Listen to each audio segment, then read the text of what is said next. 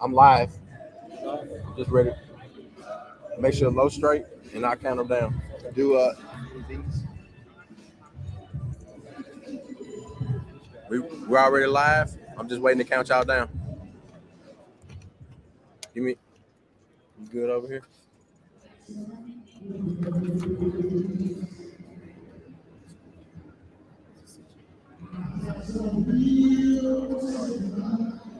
Yes, man. You good?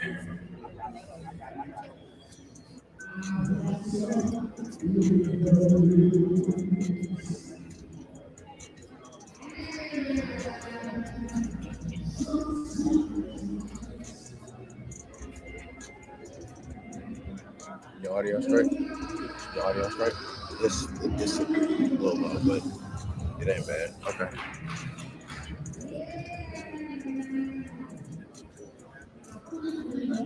Yeah.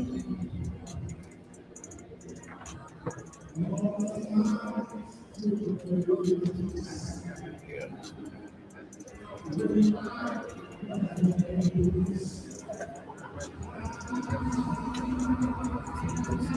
I'm ready. 5. Let me see. Check that. Should be good. Chuck. Yes. You see on Angela's side, we need to bring it towards us a little bit.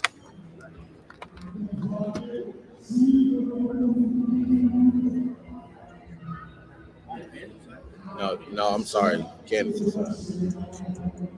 That's it right there. That's better.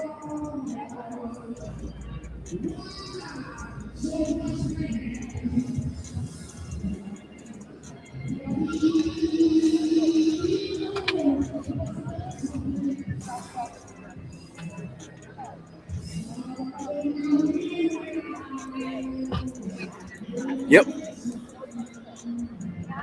All set.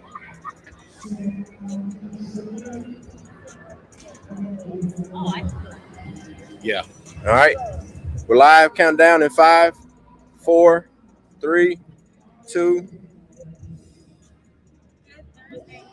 Music. Thank you so much for joining us again for day 2 of Black Chaser News' special live coverage of the 52nd Annual Legislative Conference for the Congressional Black Caucus.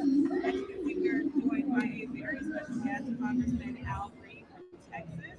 We also have Black Chaser CEO and co-founder C.J. Lawrence, and Black Chaser journalist and USA Today Network journalist Angela Dennis. Welcome, everybody. Yesterday was a great kickoff. And if you went to any of the parties last night, hopefully you got your coffee and you're ready to go for day 2.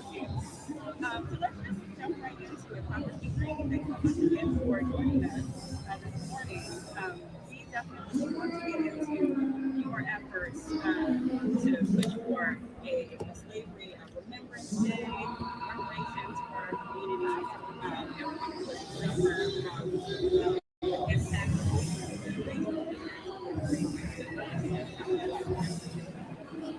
Well, thank you very much. It's a very privilege to be here with you and at the time, audience, this is a big part of us. And for all of those who are not here, please come down to the campus and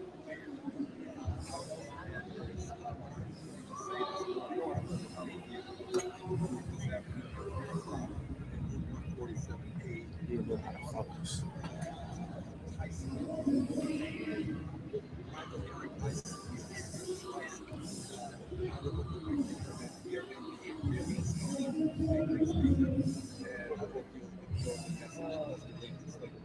Now, to the question that was posed, my dad had a couple of in this country that are part of a cover-up. The cover-up has been against the slavery. And this cover-up started on August 20th of 1619, when the first 20 Africans were introduced into the colonies. Those 20 persons of African ancestry were the persons who were buying a ship that got them basically quite comfortable, but were not going over. And since that time, this cover-up has continued. It has continued to the extent that there are people who are now saying that this was something of benefit to the enslaved, that they somehow acquire skills that they could use later on in life. And in Texas, we have often called it, we call slavery involuntary relocation. So all of these things have to be rectified in of what actually happened. And I'm pleased to know that we have a platform where we can be unapologetically black and talk about these things and not only speak truth to power, but also speak truth about power. See, it's easy to speak truth to power because you simply say power, there's a problem, and we need to solve it. That's speaking truth to power. But when you speak truth about power, we have to say power, there's a problem, youth problem, we have to do something about youth. And this is the circumstances we're dealing with. We've got to do something about the power structure in this country that has been a part of this whole recovery of the greatest crime against humanity, one of the best that we've not been experienced. So let me go on to all this. They were the people who they are the foundation of this. So America is the country is today because of their more than 240 years of enslavement. They are the persons who took care of the families in this country. Many of them were not there. They are the persons who made it possible for the leisure class to exist because they worked hard. But it was about more than hard work. It was about kidnapping. It was about rape. It was about murder. It was about castration. Slavery was not just something that occurred for some 20 years, more than 240 years. Let me conclude with this and then I'll get to another question. In 1954, 56, 1956, the Congress of the United States of America became an accessory to this crime against humanity. But in the Congress, there was presented a resolution, a bill to pass that would honor Confederate soldiers. The Congress of the United States of America in 1956 accorded Confederate soldiers, a Congressional Gold Medal. And the President of the United States signed the bill into law. No such thing has been done for the enslaved.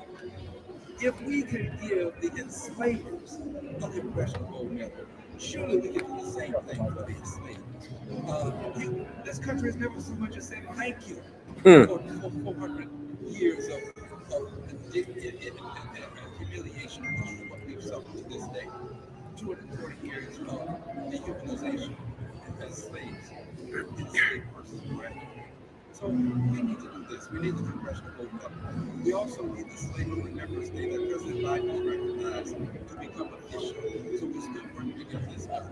We further need to have a Department of Reconciliation because a Department of Reconciliation with the Secretary of Reconciliation, similar to what we have with the Secretary of Labor, the Secretary of Commerce, a person who has a budget to deal with the issue of slavery appropriately and with all other forms of invidious discrimination. Because it's about slavery, but it's also about what happened to the Trail of Tears. It's about what happened to the Japanese who were interned and they were American citizens. We're unapologetically black, but we're also fair-minded. We want to see everybody treated fairly. So the Department of Reconciliation deals with both these issues. And top of that agenda, at the very top of those issues, would be the issue of reparations. We in this country cannot be all we claim we are until we have reparations. We can't do it, and I say that the Statue of Liberty, it represents all that it pretends to represent, or that the Declaration of Independence is all that we say that it is and was, and the Pledge of Allegiance, liberty and justice for all, until we have reparations. It's interesting to note that the enslavers in Washington, D.C. got reparations. The enslavers. The enslaved did not. If the enslavers can get reparations, surely those who enslaved can. And their descendants who are with us in this country today should be a part of those recipients of reparations. I'm sorry if I'm a little long on answer to that question, but I want to make it conspicuously clear where I stand. I stand for reparations. I stand for a Department of Reconciliation. I stand for a Congressional Gold Medal for the enslaved out there, your brothers will say, hey, keep the congressional gold record and just send us the gold. Well, we want to send you the gold medal because if we give the congressional gold medal, that shows that our people are being respected. Our people have been disrespected. This is why George Floyd was punished the way he was. It wasn't just because that they thought he committed a crime. It was because they wanted to show others that you don't disrespect us. These officers felt that they were being disrespected. So they punished him to death. We cannot allow this to continue, and it has to start with respect to our ancestors so that we can be respected. If Black lives are going to matter, they have to start with August 20th, 1619, and then come to this point. Thank you. So one of my questions is, what do you hope that today's attendance take away from this session, but also what do people like us do to push for similar initiatives in our community? Thank you. Everybody has a role to play.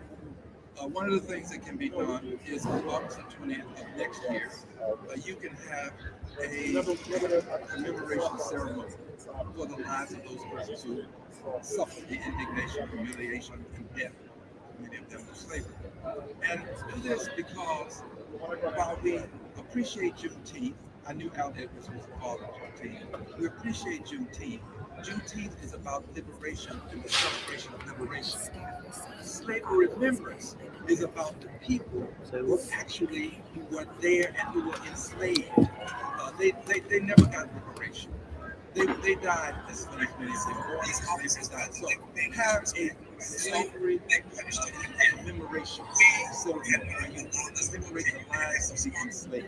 That's something everybody can do.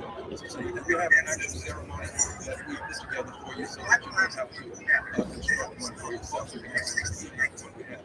But in addition to this, be unapologetically Black in the real sense. Do it in your daily life.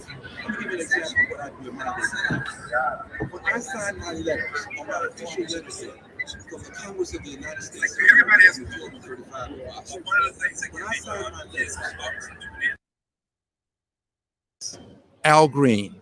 Under that it says member of Congress. And under that it says scion of the enslaved people whose lives were sacrificed to make America great. So when that letter gets to the president, he sees that I'm unapologetically Black. When it goes to the CEO of a major corporation or some president of a bank, he sees that I'm unapologetically Black. There is nothing wrong with our saying to the world, you were wrong. And we have to say it with everything that we do. So I say it with the letters that I write. I say it when I speak to people. What I'm saying to you now, I say on the floor of the Congress of the United States of America. We've got to be unapologetically Black in places where people don't expect us to be unapologetically Black. And there's no crime against being unapologetically Black. Now, another thing that we can do, very important. We have to say to the world, yes, we are owed something. People have convinced us that you're not owed anything. Nobody's owed anything. But yes, we are. We are. 240 years of enslavement of our foreparents, and we're owed nothing.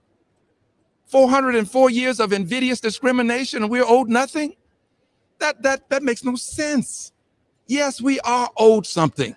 And we have to change the narrative and let people know that we're not ashamed to say we're owed something, because you shouldn't have to give other people reparations. And then when it comes to slavery, I don't know, we don't do that.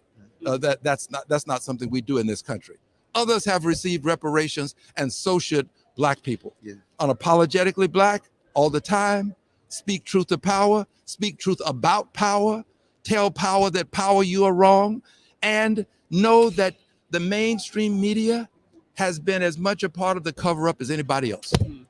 They have, because they don't address the issue. Those who tolerate invidious discrimination, who tolerate racism, hatred, and bigotry, perpetuate it. The toleration is the perpetuation. We've got to get the mainstream media to quit tolerating this. The mainstream media ought to be covering this very speech that I'm making now, this program that we're on right now. They ought to be covering it, but you don't see anything about it. The president issued a statement celebrating and commemorating, Slavery Remembrance Day. There was nothing about it for the most part, in the mainstream media. But when it comes to 9/11, we have great coverage. When it comes to Pearl Harbor remembrance, great coverage. When it comes to Holocaust remembrance, great coverage. But when it comes to slavery remembrance, no coverage. We've got to tell them that they are wrong. Some of us will suffer, but so did our forefathers and our foremothers and the children who were born into slavery. So we all have a role to play, and being a voice is a part of playing the role. I wonder if you could just kind of talk a little bit more about the Department of Reconciliation, Yes. And what that looks like in practice, and also regarding reparations. There's been, conversations around what could that actually look like so that it's, sustainable and actually doesn't look like, folks getting money and then that's it. Like they need like the education, like the financial literacy to go along with that. So I wonder if you can just kind of talk a little bit about what that could look like in practice. Thank you. That's an excellent question. I rarely get a question like this one. This is an excellent question. First of all, for the department itself to be sustainable, which was, your diction was superb, for it to be sustainable, I contend that it should be funded with approximately 10% of what the budget is for the Defense Department. Don't take the 10% from the Defense Department, but if you get a Defense Department that has $100 million, then 10% of that would then be $10 million. And that should be then the budget for the Department of Reconciliation. And why the Defense Department? Why index it to the Defense Department? Because we're always going to fund the Defense Department. So that makes it sustainable. We should also have secretaries who are paid, just as we have secretaries in the Department of Commerce and the Department of Labor. So you would have a secretary, then you have undersecretaries. And each of these undersecretaries would have assignments related to invidious discrimination. All of this is about invidious discrimination. Invidious means harmful discrimination, because there's some discrimination that's good. So if you just say that a person discriminates, you can be discriminating and have good taste. You have to say invidious. That says it's harmful discrimination. So we're talking about invidious discrimination. And we then will get into truth and reconciliation. The Truth and Reconciliation Commission can be something that is a part of the Department of Reconciliation. We need that so that we can get to the amount that is necessary to reconcile. And we also need to tell the truth about the harm that has been done, so that we will make sure that once we start this reconciliation process, as you have said, dear sister, we don't have people who will get $1 million today and then next year be broke. People have to understand how to manage money. It's one thing to get it, and it's another thing to keep it. You got to understand how to manage it. We've got to make sure that people are properly educated. Since people of African ancestry were denied education by law in this country, by law, they could be accorded education and there should be no tuition. Why wouldn't we make up for the indignation that we created, the dehumanization of individuals? And by the way, it didn't just end with the end of slavery.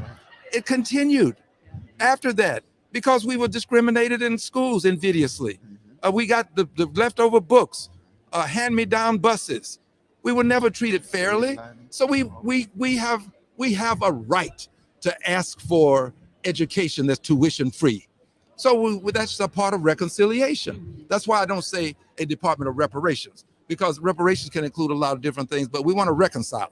So we want to make sure that we have people who are educated in the future. Some of us have already suffered and have not been given fair opportunities, but posterity should not receive the same treatment that we are receiving. In addition to the reparations in terms of some monetary amount, in addition to the education, we should also have the people in the schools of this country be taught what slavery really was. We are not allowing our children to understand what slavery was all about. And we need to let these children understand, let them become empathats, people with empathy. They need to become empathats. There are people who are trying their very best to make sure children don't become empathats. They don't want their children to be ashamed of what happened. I'm ashamed of what happened, and I did not enslave a single person. But Slavery is something we all ought to be ashamed of. We should. We are ashamed of what happened to our Jewish brothers and sisters in the Holocaust. That should never happen to any human being. And I'm sorry for what happened. There should be sorrow. And that's not going to exist until children are taught the true history of slavery. Yes. And the true history is people were kidnapped. Many of them were sold into slavery by their own people. They were traversed across the ocean. They were thrown off of boats, many of them that could not survive, thrown off of the boats to sharks who were waiting, following the boats so that they could feast upon human flesh. They did. And then when they get here, after having been stacked into these boats like lumber, when they get here, they were in shackles. They would then put it to work, and it was more than work. It was whatever the master desired or whatever the master's 5-year-old child desired.